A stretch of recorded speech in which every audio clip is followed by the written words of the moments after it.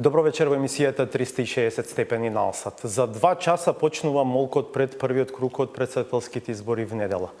Со оглед на тоа што во кампањата имавте можност да ги видите тројцата кандидати во неколку заеднички соочувања и бројни поединечни настапи, во овој термин ќе ве одмориме од темата избори, што не значи дека ќе третираме помалку значајно прашање. Напротив, вечерашниве 360 степени се посветени на прогласената епидемија на мали сипаници и морбили на целата територија на државава.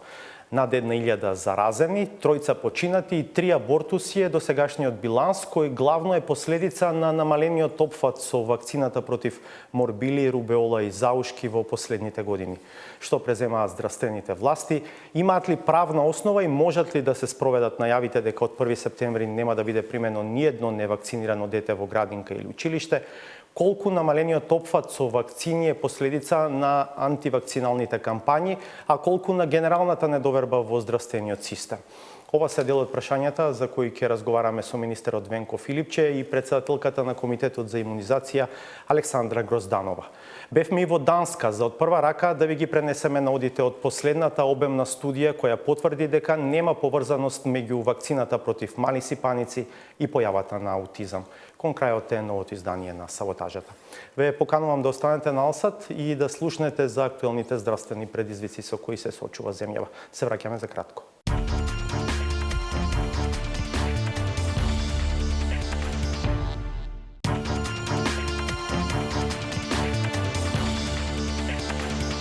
Гледате 360 степени. Продолжува ширењето на заразата со мали сипаници во земјава. Институтот за јавно здравје регистрирал нови 121 случаи во последните 7 дена, што е сличен број на новозаболени како и претходната недела, кога беа регистрирани 126 заразени со овој вирус.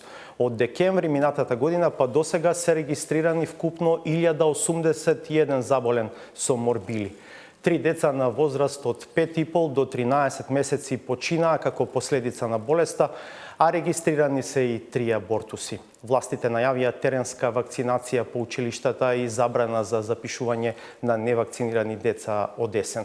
Во студиото се професорката Александра Грозданова, претседателка на Комитетот за имунизација. Добро вечер, добре дојдовте. Добро вечер. И министерот за здравство Венко Филипче. За вас, министре, веднаш првото прашање, дали овие бројки се очекувани и дали може да се даде прогноза за развојот на епидемијата? Во смисла на бројки што не очекува, навистина никој не може да предвиди, меѓутоа епидемиолозите водат сметка, прават анализи. Впрочем, на нивната првична анализа се прогласи и првата епидемија на територијата на градот Скопје, со оглед на тоа што таа анализа покажа дека добар дел од децата, кои што тогаш биле заразени, прошетеле повеќе амбуланти во повеќе наслови и тоа беше еден од знаците зашто треба да се прогласи таа епидемија. Епидемијата ќе трае. Во соседните земји веќе трае поголем број на месеци, во соседна Србија веќе 16 месеци. Ние очекуваме оваа епидемија да трае сигурно до крајот на оваа година. Рековте една бројка на 22.000 се уште невакцинирани деца. На почетокот на оваа година од вкупниот број на 400.000 деца кои беа подложни и требаше да бидат вакцинирани, 42.000 беа невакцинирани. Од тие 16 на територијата на градот Скопје и 26 во останатиот дел на државата. Од 16.000 невакцинирани деца на територијата градот Скопје, зборуваме за деца до 14 години, 12.000 се сега вакцинирани, тоа е нешто над 70%, а од останатите 26.000 деца надвор од Скопје, околу 30% се невакцинирани. Кумулативно 45% од вкупниот број на невакцинирани деца сега се вакцинирани. И сакам да потенцирам дека тоа е еден од најбитните работи да се направи вакцинацијата, заради тоа што само така оваа епидемија за што пократко време ќе престане. Госпоѓо Грозданова, вие сте вклучени во оваа најава од властите за мобилна теренска вакцинација на децата во основните и средните училишта? Таа препорака дојде од Комисијата за заразни болести, кој што всушност ги следи процесот на ширење на епидемијата, меѓутоа и секако како Комитет на имунизација ние уште кога беше во декември, кога ги гледавме почетните случаи на појава на морбили, предпоставивме дека може да се случи, имајќи го во предвид опфатот. Навистина 2018 година бројките со опфатот со МРП вакцинацијата, односно вакцинацијата против морбили, рубела и паротит, беше најниска. И за очекување станува збор, да, на територија на цела држава Македонија беше 82%, меѓутоа беше алармантно што во одредени скопски општини тој процент се симнуваше некаде до околу 75-78. И тоа урбани скопски општини? Урбани, да. Еве веднаш ќе ги кажеме, тоа беше аеродром, тоа беше центар и Карпош. Тие бројки веднаш ни упатуваат дека кога веќе во соседството го имавме состојбата со епидемија на морбили во Србија, дека истото тоа може да се случи и ке нас и ние тоа го до здравствените регулаторни тела го наговестивме. Се очекуваше.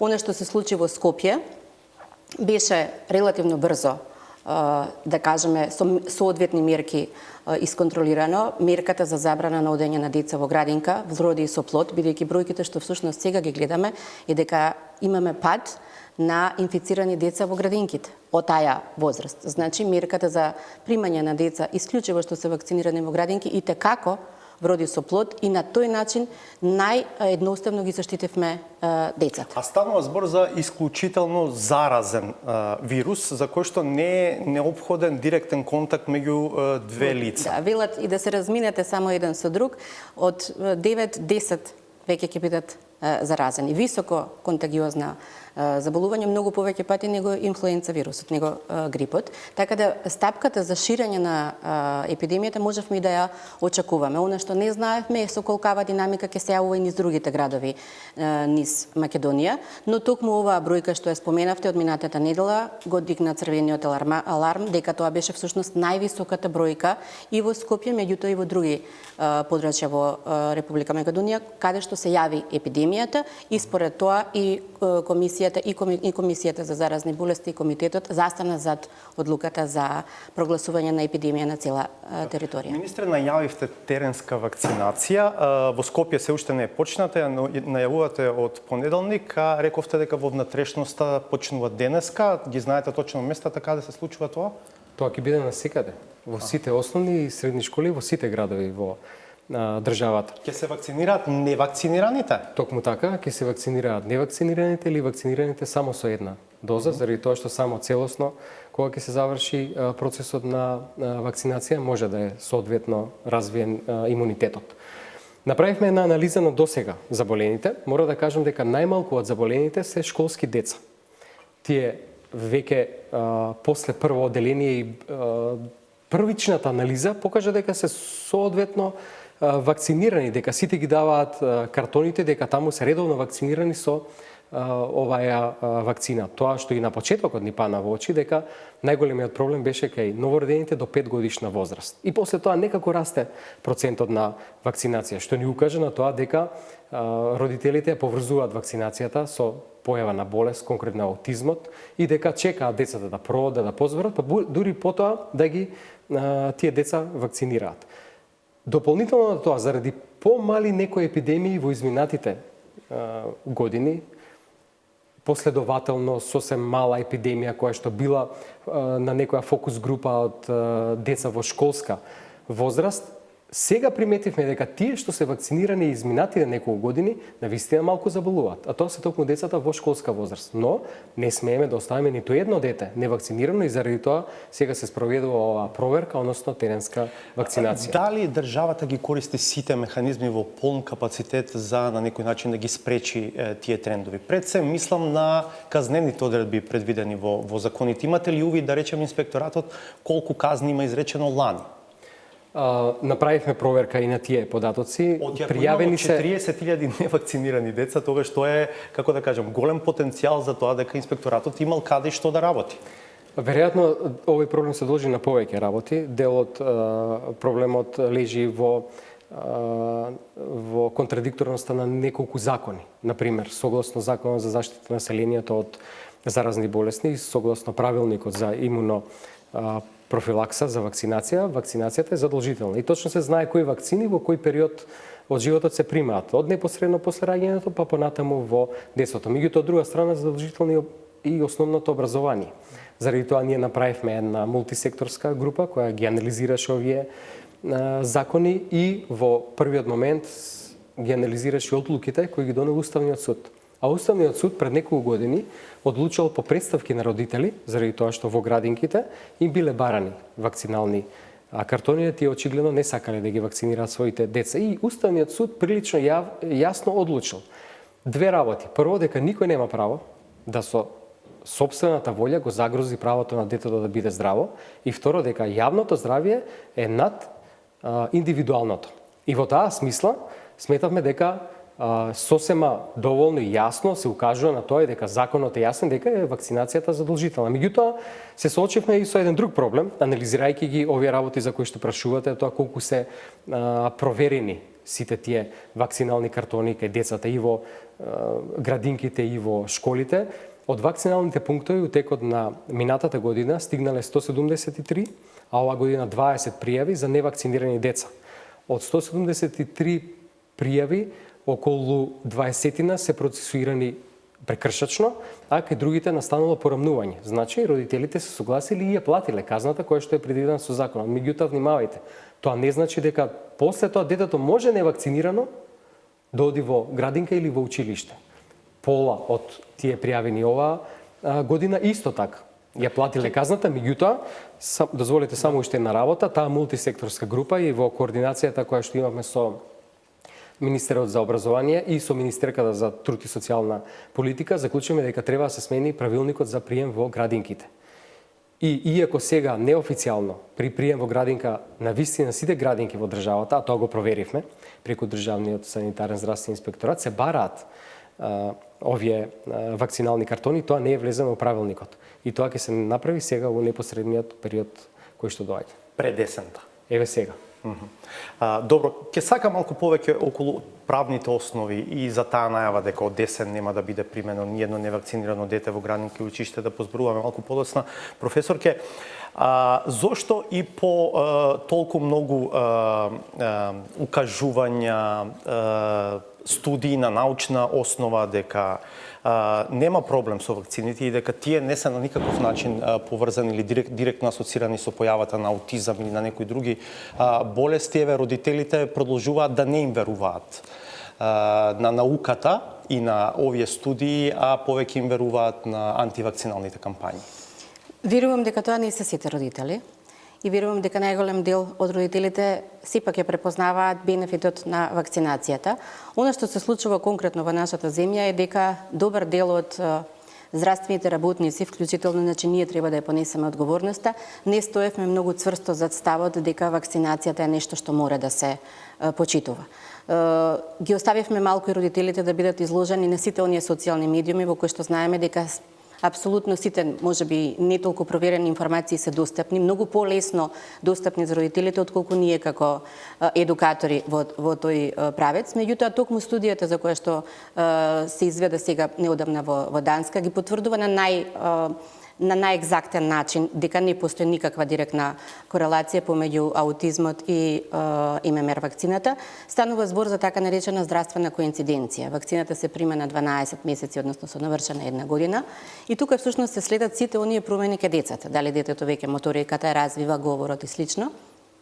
Кога родителите забележуваат дека нешто од тоа не е соодветно како што треба да се развива, тогаш е условно некако очекувано да се припише тоа на вакцинацијата. Но бенефитите од вакцинацијата токму сега во периоди на епидемија на морбили ги гледаме. Верувајте да ги видите родителите на инфективната и на детската клиника и како сега веруваат во тоа што значи заштита од вакцините со вакцината од морбили, но се уште и во јавноста верувам и не само во Македонија, туку и во регионот, гледате имаме состојби на епидемии и пошироко во регионот. Остана таа и на глобално ниво, дури во држави во кои што имало висок опфат со вакцинација. Тука во дел има удел и една многу несрекна научна студија 90-тите години направени од научникот Викфилд, кој што направи некаква шпекулација, која што потоа се потврди дека научно не е издржана, тој научник му се одзема лицензата, меѓутоа знаете кога веќе еднаш ќе се пласира таква студија, многу потешко е потоа да ги одбраните другите ставови, но во интерес на вакцините покажува само нивниот ефект и временскиот период. Ние се вакцинираме повеќе од десетици години на овие простори со различни видови на вакцини. Вакцините се поквалитетни, подобри, заштитуваме кон поголем број на заболувања. Родителите треба да се замислат кои се оние други фактори кои што многу повеќе се променија во последните години во однос на вакцините. И можеби тука стои одговорот зошто се оваа веќе навистина евидентно зголемена стапка на овие спектар на аутистични заболувања. Најверојатно веќе постојат одредени научни студии и со одредена генетска предиспозиција, но тригер факторот секако не се вакцините. Вакцините на назад се примале десетици години. Да. Министре, кога ќе се појави ваква ситуација, сигурно и до вас стигнуваат коментари, тие се редовна појава за тоа дека сега повторно се штитат нечии бизнис интереси, дека треба се наполни нечи приватен џеп, а еве сега Филипче затоа и апелира и работи на тоа, што повеќе вакцини да бидат потрошени. А како да ги убедите родителите дека не го правите тоа, дека практично работите во интерес на јавното и колективно здравје? За жал, сведоци сме дека деца заболуваат. Внимавајте, заболуваат од болест која што можела да се спречи со вакцина. Па инвестицијата во вакцините, како инвестиција во здравје, е најдобрата инвестиција што човек може да направи. Впрочем, не постои друга медицинска технологија која што спасила повеќе животи, стотици илјади животи ширум светот, отколку што се тоа вакцините. Немаме ние сега некаков аргумент повеќе да бараме од тоа што навистина ни се случува. Зарем има поголем аргумент од тоа дека децата треба да се вакцинираат, од тоа што има деца кои што се заболени и внимавајте, има деца кои што се починати. Па што е тоа што родителите треба да ги натера повеќе од тоа да ги вакцинираат своите деца, од тоа што еве ни се случува во овој изминат период од неколку месеци. Проверував на електронскиот портал на Бирото за јавни набавки, ми се чини дека последната голема јавна набавка е на почетокот на март направена. Со неколку фирми се склучени договори за набавка на вакцини. Ставно збор на вистина за милионски договори, но и за периоди кои покриваат подолг период, година до две. Се внимавали на квалитетот на вакцините кога се прават овие набавки? Програмата за имунизација е во рамки на буџетот на Министерството за здравство. Ние вложивме многу во текот на минатата година, се издвоја плюс 30% да се зголеми буџетот за вакцините, за да се воведат две нови вакцини. Тоа се вакцините за рота вирусот и вакцината за пневмокок. Тоа ги набавивте веќе? Тоа се веќе набавени и новиот календар ќе излезе во службениот весник во јуни месец и тие веќе се во редовен календар и сите деца ќе бидат вакцинирани. Внимавајте, станува збор за инфекции кои што се многу тешки. Ротавирусот се стомачните заболувања. Пневмококот се заболувањата на белите дробови. Огромен број примаат овие вакцини? Во роденчинската возраст на 2, 4 и 6 месеци. После раѓањето. Значи тоа се болести кои што ги исцрпуваат децата, се животозагрозувачки и нормално дека се и во исто време терет финансиски за здравствениот систем. Тоа е светски стандард. Тоа е светски стандард и тоа го воведуваат сите развиени земји и не само што го воведуваат преку експертите кои што работат и дојдоа кај нас од Светската здравствена организација, ни потврдија, например дојде експерт од Финска, од која е воведена вакцината за рота, нема ниту едно дете со стомачен вирус од таа инфекција. Може замислите кој е тоа ниво на свест за да се вакцинираат децата, здравствена култура за да се постигне тоа што ниту едно дете поднатаму не било заболено од ротавирус. И во однос на квалитетот и критериумите кои што ги баравме, сега новиот закон дозволува малце поинакви критериуми. До сегашниот закон критериум беше само цената, меѓутоа во нашите критериуми за набавка, освен цената, побаравме 3 работи. Тоа е прво, таа вакцина која што ние ќе ја увеземе да биде произведена во земја членка на Европска унија, понатаму да се користи во земја членка на Европска унија и да ги има двата сертификати за квалитет, како што ги имаат сите познати светски произведувачи и така ние го спроведовме тој тендер, Конкретно таа набавка. МРП вакцината од каде е набавена, знаете? Видов дека во договорот со Алкалоид Конс се набавени 55.000 дози, па и не е многу скапа, 6 евра чини една доза. Количините ги детерминиравме врз основа на анализите на резервите кои што ги имавме и на тоа со која динамика се вакцинира децата. на потекло? За конкретната вакцина? Холандија. Од Холандија. Аха. Кој MSD е производителот, од Холандија се користи вакцината и предходните години била користена, освен последниот тендер кога беше Приориксот на Глаксо. Оваа вакцина е реномирана светска вакцина која што повеќе од половина Европа ја користи. Во однос на квалитетот и на безбедноста, овој пат при дефинирање на спецификите што ги баравме, исклучително гледавме да биде обезбедено на највисоко ниво и квалитетот и безбедноста покриени со овие сертификати. Бараме истите вакцини да бидат користени и во земјата производувач, и тоа е еден од условите кои што го баравме.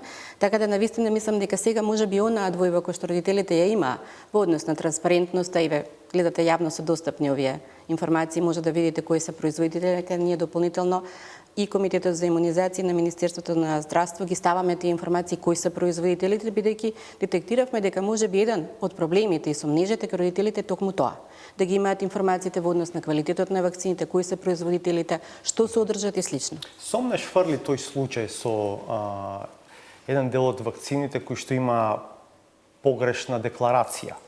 Обвинителството отвори случај, имате увид тоа до каде? Во неколку наврати доаѓа представници на обвинителството, ни излегувавме пресред со информации кои што ги бара од нас, меѓутоа не би рекол дека е тоа непосредниот проблем сега. Впрочем, за да падне офатот со вакцинација до 80... Сигурно, но велам беше дополнителен проблем среде криза. Сакам да кажам само една поента апропо сомнежот во лековите. Знаете, ние регистриравме, направивме проверка на податоците. Падот на офатот со вакцинација, односно процентот на вакцинирани деца, се случува најмногу од 2014 година. И тоа го поврзуваме со тоа што тогаш се створи сомнеж во лековите кои што се внесува во нашата земја по паралелниот увоз, иако мора да потенцирам и неколку пати сме споменале, никогаш вакцините кај нас не биле носени по паралелен увоз, заради тоа што има на Facebook постот на Груевски. Не го прочитав Facebook постот на Затоа што имавте коментар дека меѓу другото овие состојби сега се резултат на негрижата на претходната власт за здравствениот систем. Тој се реферираше на слични состојби меѓу другото и во САД и во други развиени земји, сакајќи да каже дека Македонија, како да кажем, не е исклучена од таа група, меѓу другото во која што има и високо развиени земји. Знаете, тој паралелен увоз се промовира во тие години и тогаш навистина имаме појава на недоверба генерално здравствениот систем. Јас сум прилично сигурен дека ова се должи на тоа. Точно е дека се должи на антивакциналните кампањи. Точно е дека еве очигледно во урбаните средини таму кај што се силно активни луѓето по социјалните мрежи има пат на процентот на вакцинација. Така да сплет на околности е и мислам дека на тоа може да се препише тоа што имаме сега пад на колективниот имунитет. Професорката Грозданова веќе ја спомна студијата во Данска, бевме во Копенхаген, разговаравме со шефот на тоа истражување. Предлагам да видиме што донесе колешката Славица Филиповска. Инаку станува збор за држава во која што вакцинацијата не е задолжителна, но нивото еве на пример конкретно на опфат со МРП вакцината е исклучително високо, дури 93%. Well, a new study confirms there is no link between vaccines and autism. This was a massive study of more than 650,000 children. Now experts say Danish researchers have left no doubt. Ова се дел од насловите во светските медиуми за заклучоците од студија за врската меѓу вакцините и аутизмот, спроведена во Данска. Во Македонија стигнаа само фрагменти, па 360 степени отиде во Копенхаген за да ги пренесе наудите од прва рака. Институтот Статен Серум е работно место на главниот автор на студијата со светска слава, Андерс Хвит. На истражувањето работел речиси 20 години. The motivation for this study was to try once more to dispel one of these very persistent myths about a link between this very common childhood vaccine MMR and autism. Хвит и уште тројца негови колеги го правеле масовното истражување во оваа мала канцеларија. Неуморно ги анализирале и подредувале податоците од Данскиот национален регистар, кој содржи комплетна историја за секој граѓанин, од прием на вакцини до болести и нивен третман. That's really a gold mine for people like me who do research. And we can use this data for research. And that's what we've done here. And that's really unique for Denmark. I think this is one of the only places in the world here in Scandinavia where you can do studies of 500,000 children using registers. Попрецизно, со истражувањето се офатени 657.461 дете, или речиси сите новородени во периодот од 1999 заклучно со 2010 во Данска. Не се земени предвид само околу 6.000 деца родени во тој период, поради тоа што прерано починале, се иселиле или за нив нема валидно здравствено досие. Резултатот од истражувањето од прва рака звучи вака. Yielded this ratio, and I mean, if it's 1, that means there's no difference. If it's less than 1, it means that there is a protective effect, and if it's larger than 1, that there is an increased risk associated with the vaccine. This basically means that there were 7% less autistic children among the MMR vaccinated, but here at age 8 and 9, there's actually a little bit more of the non-vaccinated children that get an autism diagnosis. Хвит го побива и стравот на родителите дека МРП вакцината го зголемува ризикот од аутизам кај помало дете, ако постарото има аутизам.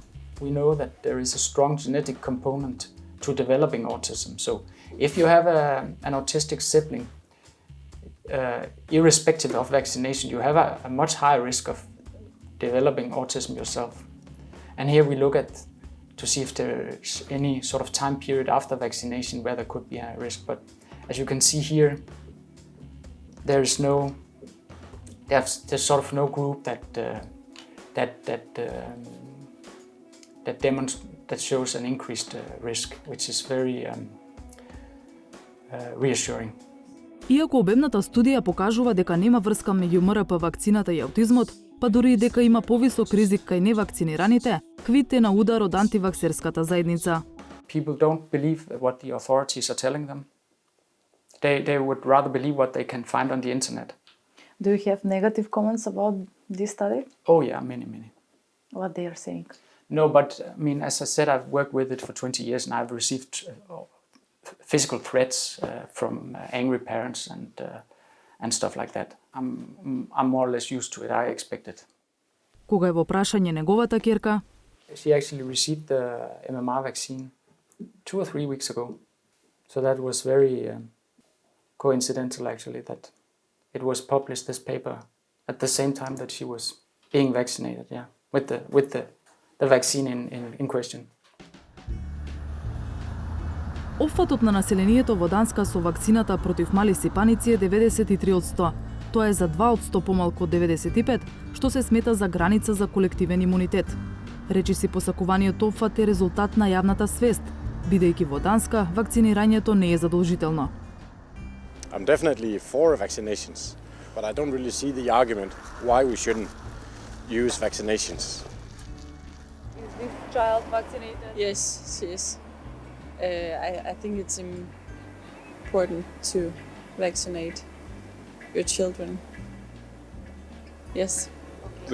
The grandparents also think it's important. And we were actually considering traveling abroad for Bali or even France, but because there's been an outbreak of measles, it won't be safe for us to travel with her because she's only 6 months and she can't get the measles shot. Like the earliest is 9 months, so basically we can't travel freely anymore because other people didn't give the children vaccinated, and that's a shame. My kids, I have 2 other kids, they've just got it recently. They are like older, they are 8 and 10, and they haven't had it previously because we haven't really traveled out of Europe.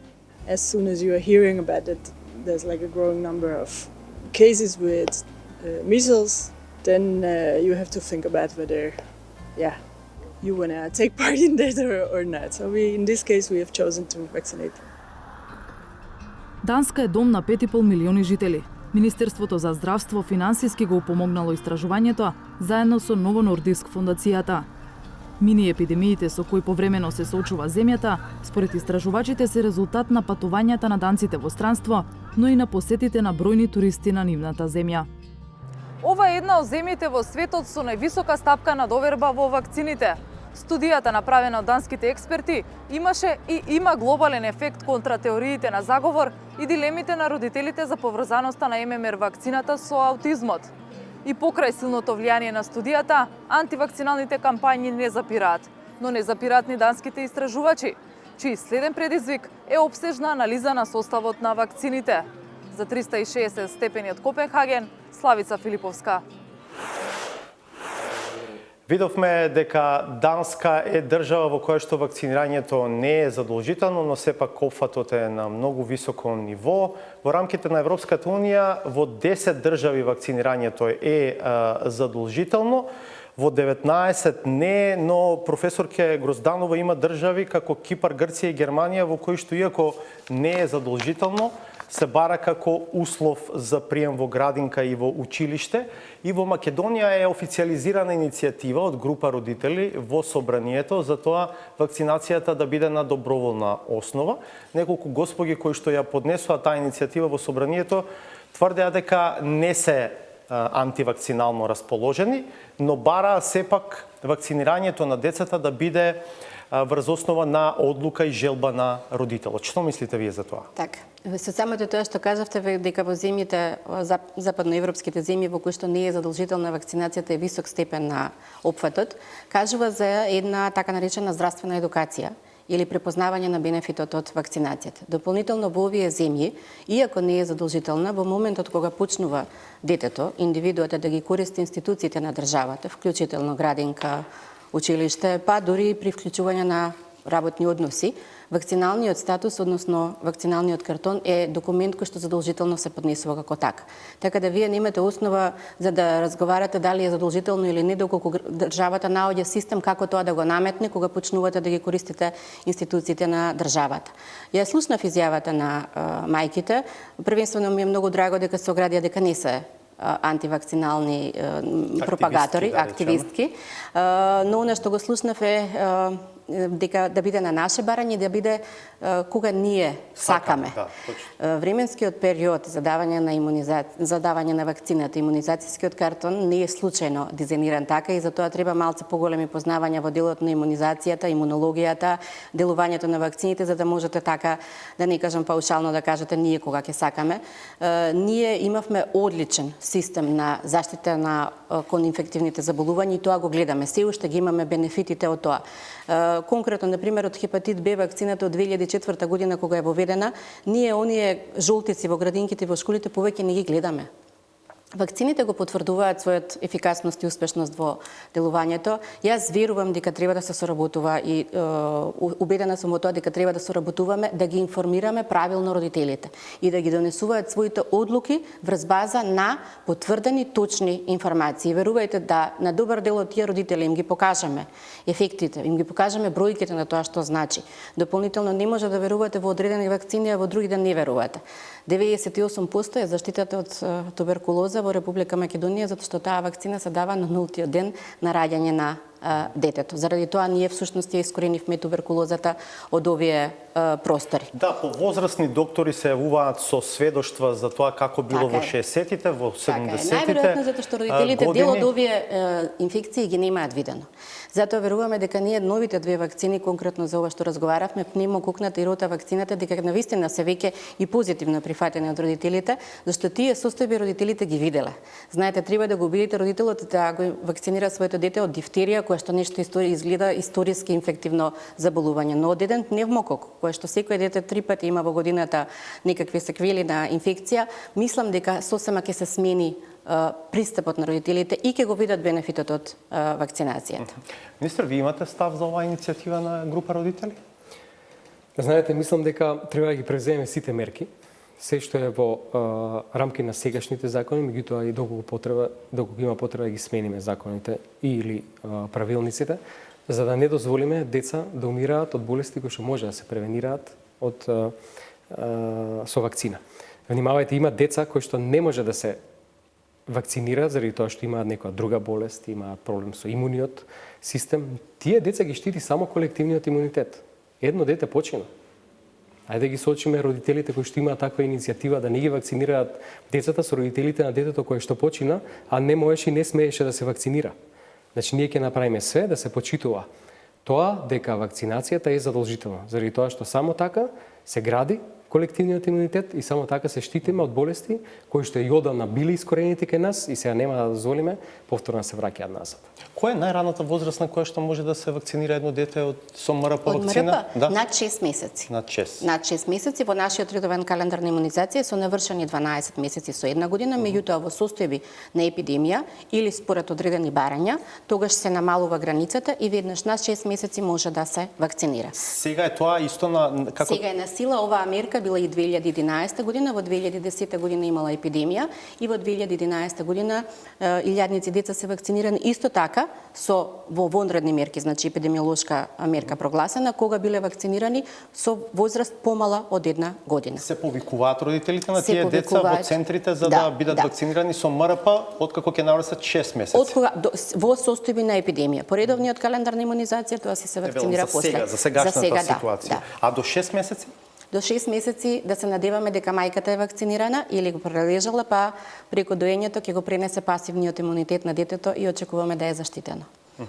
Министре, што ќе речете на коментарите дека сега кога ве гледаат во кампања, одејќи од врата на врата, претпоставувам агитирајќи за кандидатот на вашата коалиција, дека можеби е добро да го користите тоа и за овој тип на агитација? Добро, значи ние навистина имаме малтерне секојдневна комуникација со членовите на Комисијата за заразни болести. Динамички се прати ситуацијата, ги гледаме новите случаи, гледаме какви се клиничките слики, презентации, дали е потребна хоспитализација, дали е потребно домашно лекување и се носат одлуки практично на дневна база. Значи, тоа што има и други активности, па не се само тоа активности, има и ред други активности во рамки на Министерството на здравство, не значи дека некоја работа заостанува, напротив, се организирано по сектори, по комитети и морам да потенцирам дека оваа Комисија за заразни болести многу добро ја врши својата работа и еве мислам дека имавме на вистина добра одлука што прогласивме епидемија, најпрво на територија на град Скопје, прилично рано. Прилично сум сигурен дека тогаш да не го направивме тоа, да не ги превземевме мерките за вакцинирање на децата, државата сега ќе беше парализирана со илјадници случаи на заболени. На крај само уште едно прашање, бидејќи гледам дека тоа се проблематизира во јавност, имате ли правна основа за тоа што го најавивте дека од есен нема да биде примено ни едно невакцинирано дете во градинките и училиштата? За градинките веќе рековте ќе се менува правилникот за нивен прием и тоа ќе ви биде правната основа. Што е со училиштата, бидејќи според уставот основното образование е задолжително? Да, меѓутоа истиот тој уставен суд одлучил дека јавното здравје никој не може да го загрозува и е над секој индивидуално и дека никој не може со своја волја да влијае на здравјето на другите. Така да мислам дека имаме прилично јасна легислатива, повторно ќе кажам има во еден дел контрадикторност, меѓутоа мислам дека посебно во услови на епидемија и посебно што минувајќи го правилникот за градинките, кај што е најголемиот процент на невакцинирани деца, прилично сум сигурен дека имаме и овој разговори и координации со министерот за образование дека ако е потребно ќе смениме дел од законот, меѓутоа ние ќе стоиме на тоа дека вакцинацијата мора да биде задолжителна. Благодарам што бевте дел 360 степени. Добре. По паузата е саботажата.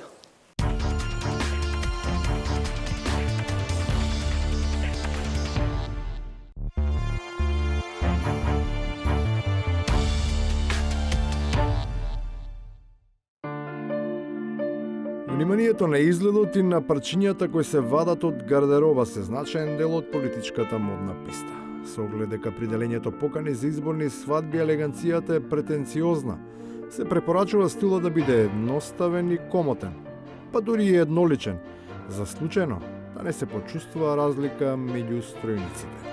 И вчера на митингот беа и маички облечени Оливер Спасовски и Радмила Шекеринска одат и од куќа на куќа.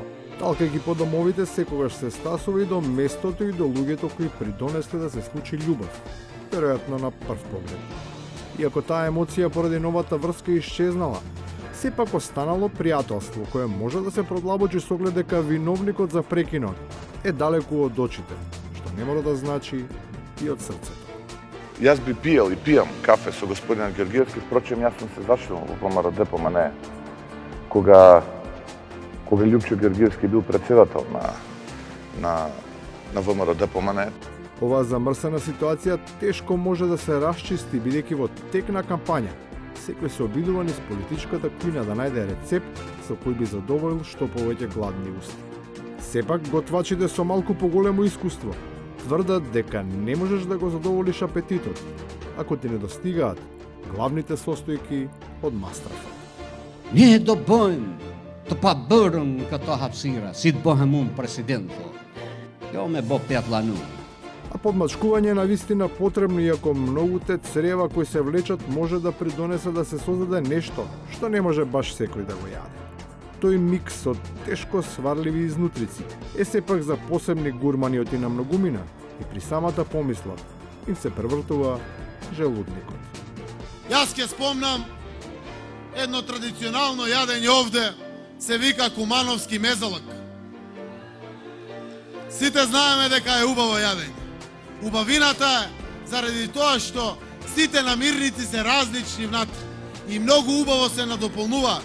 Надополнувањето не значи и вкусно, и украсните цвеќиња се многу убави, но служат само за декорација. Старомодните јадења не се аут, иако темпо диктира исхрана со органски производи. Па во понудата од традиционалната софра не недостигаат и најразлични билки. Знаете што? Кога побараа од мене да се опишам од дете, па до денеска јас реков кактус. И на крајот, за отровните боцки, наменети за оние кои газеа боси низ трње. А где су пари? А где су пари? Сега вака. А парите ги врати, Сепак мислам, секој оброк е скап. Особено оној за кој досега никој не ја платил цената. Пријатно до понеделник во 22 кога ќе ги анализираме резултатите од првиот круг од претседателските избори и гласањето е, знаете, в недела. Пријатно.